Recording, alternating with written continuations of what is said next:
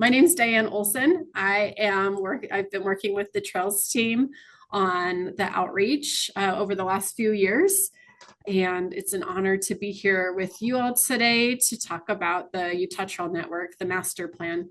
Again, I mentioned to those coming in, everyone's muted, but we do want to hear from you via the Q&A button you'll find down at the bottom of your screen. We've got a brief presentation planned, and then the latter half of the meeting, we will want to hear from you more as we break out into groups by UDOT region. And so at that point, you'll be able to chat and share your thoughts that way.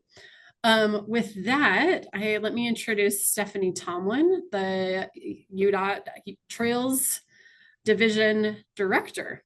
And she's going to walk us through content over the next 40 minutes, and we'll go from there. Steph? Great. Thanks so much, Diane. Hi, everyone. Really excited and appreciate everyone jumping on today for 90 minutes. We're excited to chat about the Utah Trail Network Master Plan map that was unveiled at the Utah Transportation Conference about 2 weeks ago. So we're excited to talk with you all. As Diane mentioned, we'll get an opportunity when we get into our region breakouts to have a little bit more of a discussion. And please note that we do want to hear from you. We won't be able to hear everyone kind of come off mute potentially just with the size of our group. So please remember that when we get into those breakouts, you're welcome to use the chat pod to make sure that your feedback and your thoughts are heard. As Diane mentioned, please use the Q&A box for questions throughout the webinar. We do have a small segment of time where we'll answer some questions and we'll record the ones that we don't get to and hopefully be able to follow up. So next slide.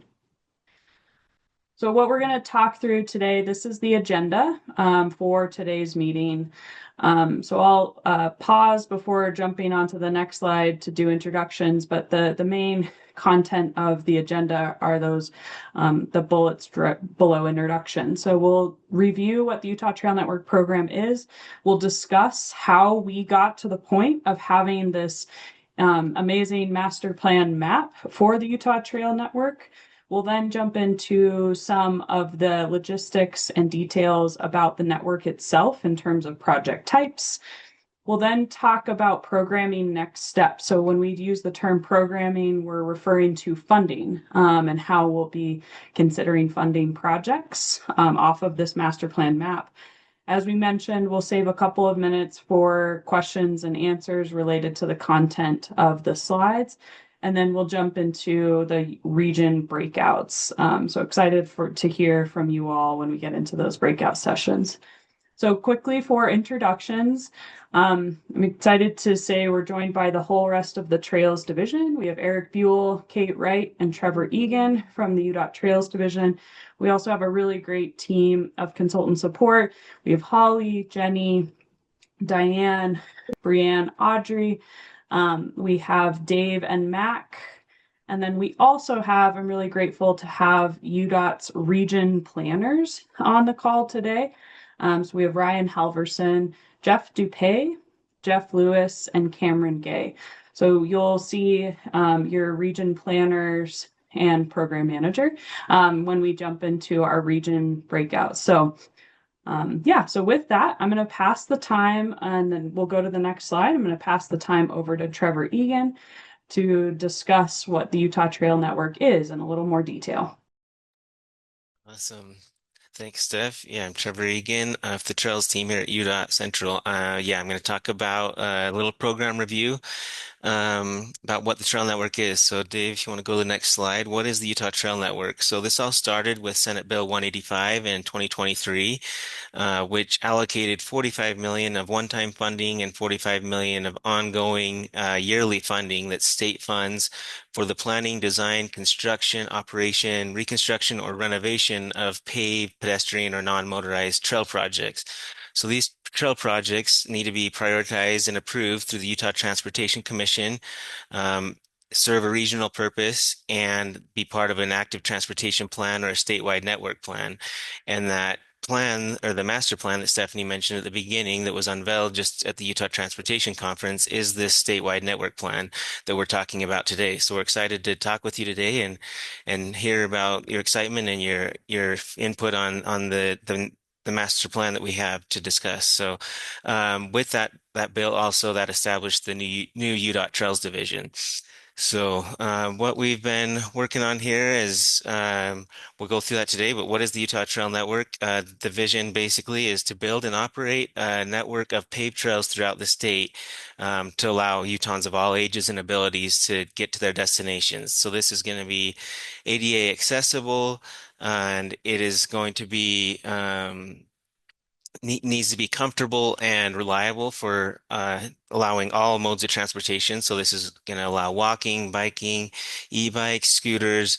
Like I mentioned, the ADA accessible, so it's for all modes. We want to provide this transportation purpose. So that's the second piece of this is when this is built out, we want this to create a regional trail spine or backbone to allow people to get on the trail and get to their job or their friends or the hospital or wherever they need to go and get their stay on as long as they want and then jump off. And then the idea is to have local communities tie into these trails of this backbone as well, kind of like our interstate system with all the local roads and collectors and all of the arterials and things like that tying into the main line so that we can get people to all of the different amenities that they want to access. Dave, we can go to the next slide. So what is a paved trail that we'll be building with this Utah Trail Network? So here's some pictures showing kind of some examples of these paved trails. Usually these are going to be, or wherever we can, these will be separated independent alignments. Sometimes there also will be, though, along a side path along a roadway where there's a horizontal and vertical separation buffer to provide that comfort. And we're also looking wherever possible to install pedestrian overcrossings and undercrossings that are grade separated to separate vehicles and pedestrians to provide that safety and comfort for everybody that to be able to use these and be serve the most population possible, all of those interested in using it, whatever their age might be. So Dave, we can go to the next one. There's another picture on the next slide here, a few more pictures of things that we'll kind of be building. This could potentially be adjacent sidewalks with a bike path to separate modes where necessary. That can be a benefit for operations where you have high volumes. Also, again, having landscape buffers or barriers or vertical or horizontal separation to provide comfort wherever possible. So the next picture is an example of what we are not trying to do. This is a 5-foot striped bike lane or shared bike lane inside the middle of the roadway. These are not the kinds of facilities that we're building with the trail network. Again, they're going to be separated, comfortable, and usable by whatever families, all ages or abilities, whether you have kids with strollers or wheelchairs or whatever it might be. We want everybody to be able to use them safely. And one more slide here. The few guiding principles that we are following with this. The main things are that we need to provide that connection. So these trails need to provide connections to multiple regional destinations or communities. And the second piece of this is the safety and comfort that I've been talking about. So these trails need to be able to safely accommodate ages from 8 to 80 or all ages, all abilities, and be able to provide that excitement to be able to get out on the trail and not be in conflict with vehicles. So that is where our trail network background is, and I'm going to turn the time to Kate to talk about how we got to here. Thanks, Trevor. So my name is Kate Wright. I am the project coordinator for the UDOT Trails Division. And yeah, like Trevor said, I'm going to take a little bit of time now to just talk through the process from the last year or so that's gotten us to this point. So yeah, the UTN team, the Utah Trail Network team, took on this very collaborative and iterative process with partners like all of you across the state to get to the point of this unveiling of our master plan. You can go to the next one, Dave. So I'll take a few minutes here to step through just sort of how this came about and also go over that data refinement process that resulted in the master plan map that we'll be talking about today. So the process started with all of our statewide workshops from kind of last fall and winter. We held a series of 11 workshops across the state to get input from stakeholders and regions of the state about their local preferences for transportation-focused trail projects. So many of you might have attended those. This is where we sort of rolled out those paper maps and highlighted the major active transportation corridors in your area.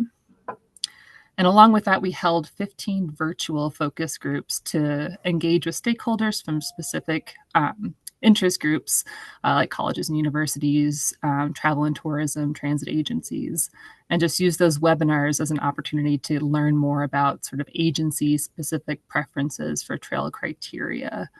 By May of 2025, the Trail Networks project team had digitized all of that written and verbal feedback from the workshops and the focus groups. And we used that data along with information on active transportation projects from the Unified Plan and data on existing regional trails to build out a list of project candidates. Next, Dave. And then these candidates we evaluated using a data-driven methodology that quantified sort of the regional significance of the trail projects and looked at how well they align with UTN program goals.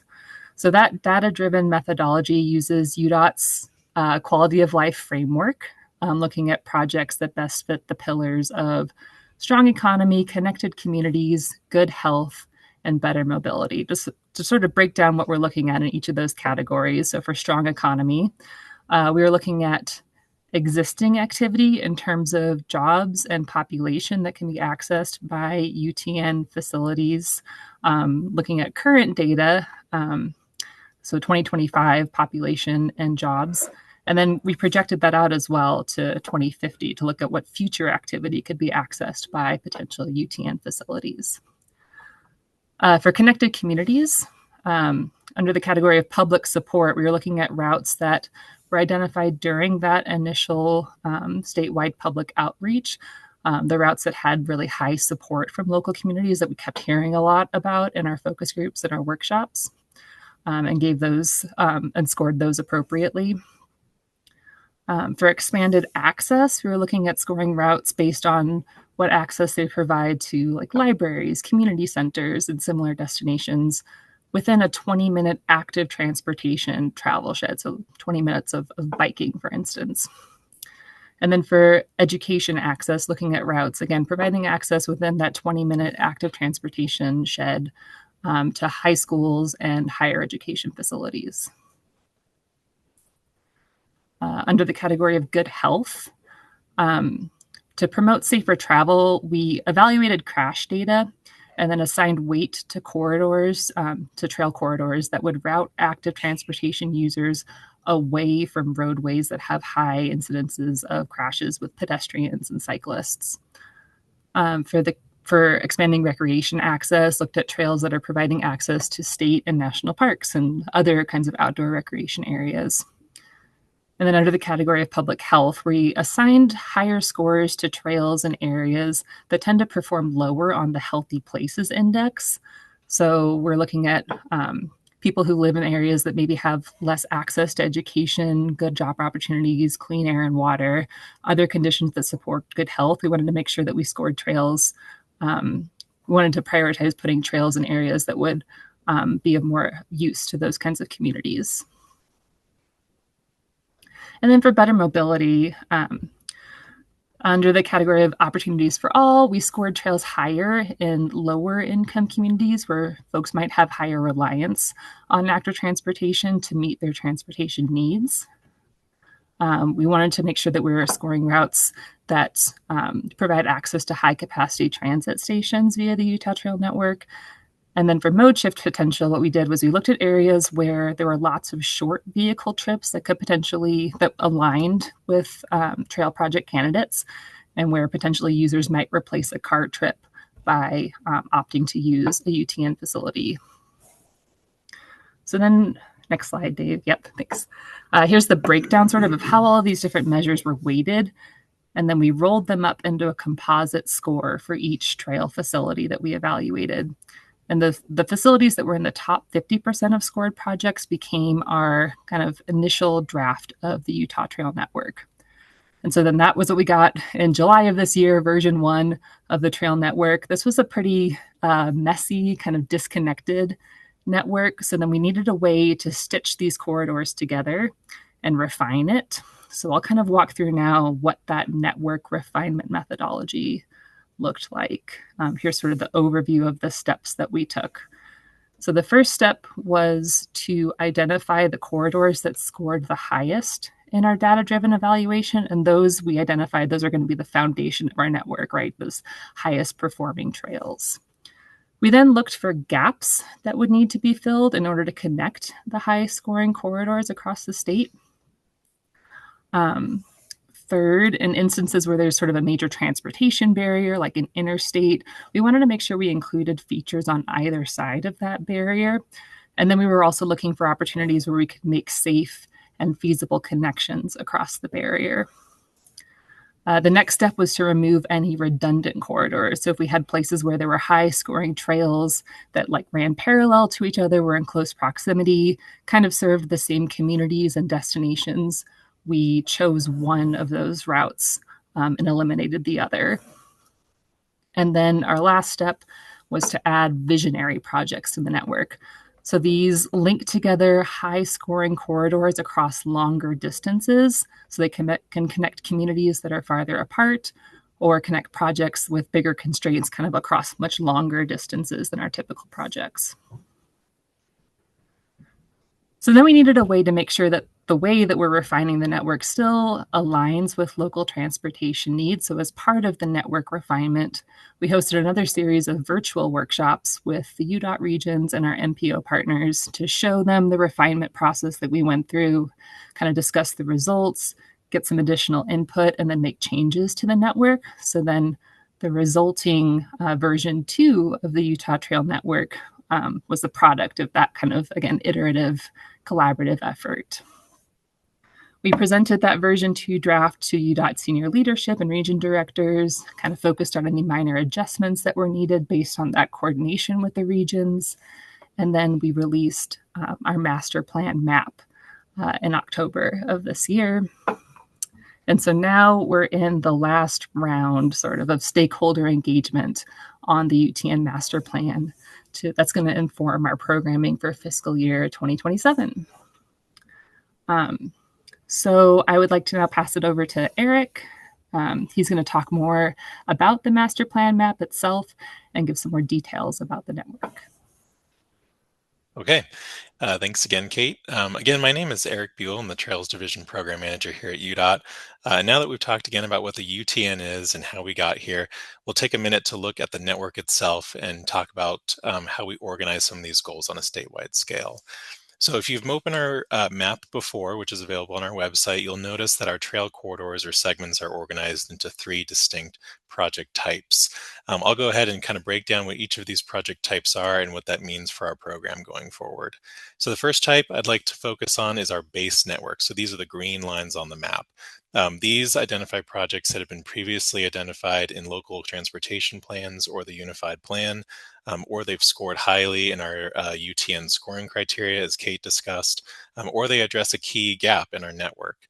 This is really, these base network lines are really going to make up kind of the core foundation of our statewide plan, especially in the near future for many of its users. Next, going to the orange lines on the map, these represent our gap closure projects. And so these really address the missing links in our base network. We really kind of need to do some more study and kind of planning on these specific projects to see how best to make them happen. But we've identified a need there and we're looking more into it closely in the next several years. The last category of project type on our map are these tan or brown lines. These represent our vision corridor projects. So these are the long stretches of trails that connect neighboring communities together, kind of on that regional scale. These are often going to require significant capital investments and a lot of study to make these happen. You can imagine kind of the issues that you might run into in terms of constructability or feasibility on these longer trails. And so for that reason, in the short term, these projects might take a lower priority in terms of our funding recommendations, but long term, they are essential to make our network really have that comprehensive connectivity that we are going for. So now that I've talked about all of the three project types, let's take a look at a portion of our map and see how they really connect the communities in there as we step through each one. So here you're looking at a snippet of our map, our master plan map. This is the Wasatch Front area in Region 2. Near Salt Lake City. And right now we're showing that base network map right now. So you can see the solid green lines on this represent existing trails that people are already out there using right now, while the dashed green lines represent proposed trails that we would add to this base network. Now we go ahead and add the orange lines to this map, and you can see that we're providing even more connectivity to the users in this area. We're providing people with more direct routes, kind of shortcuts from place to place. Again, these will take a little bit more time to work out how these alignments will look exactly going forward, but it's a need that we've identified for those specific areas. And then finally, we'll add the last category, our vision corridor projects. And now you can see these longer trails now connect, all of these communities within this portion of Utah, east to west, and really provide the users with the most amount of options when they're trying to get from place to place. So moving on to the next slide. We kind of get to the point here where we're asking the question, what are we trying to achieve with this network and this level of connectivity? We have some figures here to kind of show what that goal is. So in the future, when this network is fully planned out and constructed, we're hoping to see about 95% of Utahns living within 1 mile of a Utah Trail Network route, and over 96% of Utah jobs also within 1 mile of that route. We'll also be providing connections to 208 Utah cities, 74 high-capacity transit stations, 4 national parks, and 25 state parks. The next slide here shows kind of just a bar graph of a breakdown of the mileage that we have for each of our project types based on their UDOT region. One thing to note here is that you can see that the existing base network routes right now are kind of the same number of mileage in each of the 4 regions, while you see the mile numbers go considerably higher in Region 4, and that's really honestly due to the sheer kind of size and scale of Region 4 being the southern half of the state, and where they have their communities generally farther apart from each other. So this is just kind of an illustration of the mileage breakdown. In terms of statewide statistics, if you take out the vision corridor projects, which are those longer stretches of trail, we're still looking at about 1,700 miles of trail projects that we are showing on our master plan map right now, 500 miles of which are existing trails that can be designated as a Utah Trail Network route to help improve connectivity. And statewide, if you include all 3 different project types, we're looking at about 3,100 miles of trail projects within the state as part of the network. And the last slide I have to share is really just kind of an illustration of what we think about when we consider connections for the users of this network. Not only will it serve, these recreational purposes, that you can see some of those images on the right side of the slide there, but places of business, anywhere people need to go. This is really kind of our focus with this network and what we consider to be important destinations for its users. All right, well, at this time, we'll pass it back to Stephanie to talk about program next steps. Great, thanks so much. Yeah, thanks Trails team for stepping through the work that we've been up to the last year and a half. Hope everyone was able to kind of get a sense of the process that we went through and how we engaged with stakeholders, our planning partners, as well as obviously UDOT regions, and really worked hard to incorporate your existing active transportation plan priorities when considering which routes were the best fit for the Utah Trail Network. Just a quick reminder, you're welcome to use the Q&A box to ask questions. After I finish up this portion on programming, we're going to jump into some questions. So the program next steps. This was a major milestone for us at UDOT, but also kind of everyone across the state as it relates to figuring out which trail projects UDOT will prioritize for Utah Trail Network funding. So what are we doing next? Well, the first thing we're going to be doing is finalizing our network. This is going to be some minor adjustments to the network. We're not anticipating major alignment changes at this point. I'll talk about how those major changes can be made. We're just doing the minor tweaks to the network. We're planning for that to be wrapped up in December of 2025. The real meat of this slide is that next bullet is programming. So we're immediately transitioning into which projects we will be considering for funding during UDOT's next STIP workshop, which happens in the spring of 2026, May and June to be more specific. So as you can see in that bullet there, we are working on identifying those funding ready projects from that master plan map. It's a requirement that we use the TIF active capacity model to rank the projects. So we did that last round during our initial programming. So we'll be doing that again. But of course, we're not going to take every single trail project on our master plan map and run it through the model. We're trying to figure out which projects are more in that funding ready category to move those projects into our TIF active capacity model for ranking. As I mentioned, we in the Trails Division will be programming projects in May and June of 2026. Hit the next slide. You can see here that it's really this bullet. This is what you're helping us with in a matter of moments. We want to understand, we have several criteria that we're looking at to identify projects that are considered funding ready, but a major one is understanding from you all as stakeholders which projects have momentum, which ones are you excited about in your community, again, from this master plan map. So just be ready to, kind of jump in, roll up your sleeves and help us identify which of these projects, could, if we funded them early, they could get moving and there would be a lot of excitement from the community. Next slide. The other things that we're concluding as part of this master plan are outlined here. So we are still working on a maintenance strategy. I'll talk more about this in a moment, but at this time, we don't have anything new to share related to maintenance. We also are working through the Trail Towns Toolkit, a bit of a tongue twister. We worked on this concept during our stakeholder workshops last fall, you may recall. This is just a way to help give communities something that they can consider, or multiple things that they consider when they think about leveraging the Utah Trail Network. So how can they, kind of turn towards the trail and make it more successful from both a transportation standpoint and a sense of place asset in the community. We're working through trail typologies. So this is to help inform some of the design and the planning of the Utah Trail Network. This is things like widths and considering widths within context of different communities. We're also working on project phasing. So this is really an important step because we're thinking we're going to be working with the UDOT long range plan and the MPO regional transportation plans and phasing all of our master plan projects into the exact same phasing criteria that is used for the LRP and the RTP.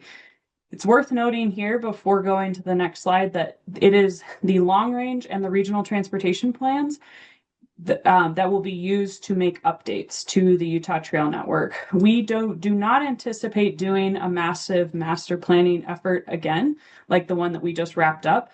We now have our North Star, our guiding light. When we make updates to this, which of course we will, like any good master plan, we will do so in conjunction and actually integrated with the RTPs and the LRPs. So please make note of that, it'll be really important for you to be engaged with your MPO or UDOT planning partners when you or when they're asking for updates to the long range plan, because that's the opportunity to make an update to the UTN. We certainly know that there are still outstanding questions. We just want to hit them head on. We still do not have a plan in place for maintenance. So don't worry if you're thinking, gosh, did I miss that? Did they already talk about how we're handling maintenance? The answer is no. We're still working through this. We anticipate having some answers in the next couple of months, but as it stands right now, projects that we would be funding would require a maintenance agreement, similar to the first 19 projects that we funded in May of 2024. You might wonder how we're handling existing trails. You saw a significant number of existing trails within on our map that Eric talked about, and we'd like to just note that this does not mean Utah Trail Network or UDOT is not taking over any existing trails. We wanted to designate them as important for the Utah Trail Network. They're serving that regional purpose. They're already out there. They have been really well received and loved by the communities that they're in. So think of this more as a nod to their importance within the community. It also opens up the opportunity for potential Utah Trail Network funding allocated to them. So it's important that they're on this map, but it doesn't necessarily mean UDOT's anything is changing to existing kind of operations on them. I did mention the funding schedule, but as we anticipate funding every year new Utah Trail Network projects.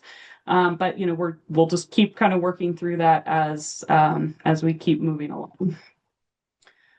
Okay, so with that, I believe this brings us to the question and answer portion. So I'll answer some questions live. We'll indicate which ones we're going to answer live and which ones some of us on the Trails team will be able to kind of answer within the chat. So we did receive, I think I received a private message, but is actually a question.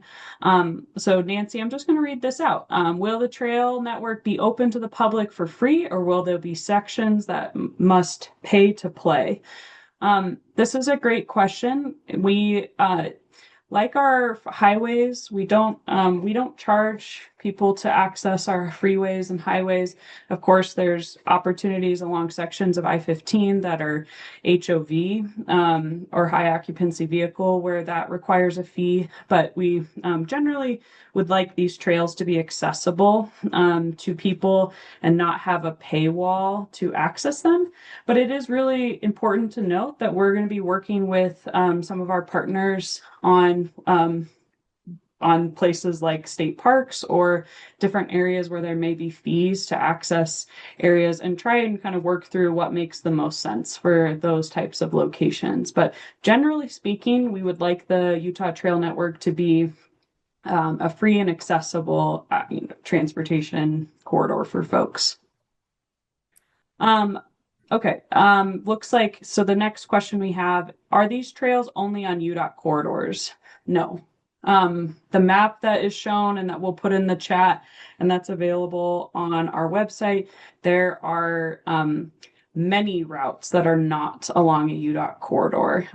We worked hard, as Kate mentioned, to find locations that make the most sense based on your planning work across the state for a really high comfort trail network. And so often that actually puts the trail along a non-UDOT corridor.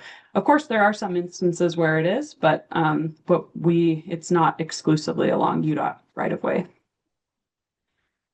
I have a question here. If outside UDOT corridors, does UDOT envision the ability to use eminent domain? At this time, UDOT does not have the ability to use eminent domain for Utah Trail Network trails, and we do not have any update as to if that would change in the future. So we will be working with willing sellers. And we'll certainly look to our, communities to help us understand if there's opportunities to, work with willing sellers on certain alignments. Let's see. It looks like I'm looking at a question. I'm curious whether or not connections to natural surface trails has been considered to date. I'm going to truncate this question a bit for the sake of time. Recreation activities are the main reason people get to cars. Absolutely. Thank you for that question, Sarah. I think Kate did a nice job explaining that one of our criteria we actually evaluated when we assessed a trail compatibility within the Utah Trail Network was trailhead and campsite access. Could not agree more that a lot of the reasons people get into cars is actually to access recreation. So we did consider that, and trail projects that made a connection to a trailhead actually received more points according to our data-driven process. So yes, we appreciate that question. Let's see. For those of us in areas with only vision level trails, what advice do you have for us to continue to build momentum for these trails? That's a really great question, Josh. Thank you for bringing that up. We certainly don't want it to come across that those vision projects are not going to come to fruition. We want to learn more about if that corridor, that area is excited and has momentum. We'd really that's a big part of what the conversation we're about to have will be, is you all help us in those areas. Tell us that you're excited about that trail and think that there could be some momentum. It's okay if it's maybe difficult. We're not going to shy away from difficult projects, but these trail projects are always going to be more successful if they have really excited local champions. So yeah, please, that's one kind of bit of advice. It also is really helpful if a trail project is moved along, even outside of the Utah Trail Network process. As Eric mentioned, we have a really comprehensive network in terms of mileage. This plan will take decades and decades to come to fruition. So it's absolutely reasonable and expected that trail projects, keep moving along potentially, even if it's not with Utah Trail Network funding. So yes. All right. There's a really kind of long question statement, so I'm going to skip that one. Yeah. Keep going. No, keep going, Yeah. Steph, because some of those we can respond to directly. Yes, sounds great. How extensive will the statewide trails be, as example, such as along I-80, or maybe that means US 40 or their communities to connect with the Wasatch Front? Yes, on our map shows kind of how extensive our network will be. So we'll certainly jump into that in the breakout groups, but this trail network represents 3,100 miles and roughly 2,600 miles of new trail projects. So quite extensive in terms of mileage and connectivity. I have a question here about, I understand the focus is the backbone for connectivity. How will the UTN help the communities with high young people, South and West, be more active and healthy? We're hoping that by supporting communities in terms of constructing these trails, it's maybe worth noting this very kind of overtly, that our program does not require a local match. It's a UDOT run program. UDOT would assign a project manager, and UDOT would be the one working through final design and holding the contract with contractors for construction. So we're hoping that by that effort that UDOT is going through, that's helping create the trails in the communities, and then hopefully working with some of maybe our health community partners, maybe our schools, to help them get the word out that trail is there and accessible for their residents and their constituents, but just to be I think we will focus mostly on the construction at UDOT. Steph, maybe time for two more. So Great. with Holly's question, what's the best way to work with the UTN team on potential project phasing? Yeah, great question, Holly. I alluded to this on the slide that talked about kind of next steps. I guess there's really a two-pronged approach here. Right now, once we jump into these breakouts, we want to hear about projects that have momentum. Dave is going to jump into what questions we have for you, but I would certainly hope that you'll contribute your project ideas that have momentum off of our master plan map during that time. So that's focusing on trail projects in the short term for us to fund, right away. That's something that you can do to help kind of move, to help us with phasing. And then, as I mentioned on the slide with the long range and regional transportation plans, that is the other way, is working with your MPO partners to help them understand, priorities that then they can take to the conversations that they're having related to phasing as part of the regional and long-range transportation plans. So again, kind of a two-pronged approach there.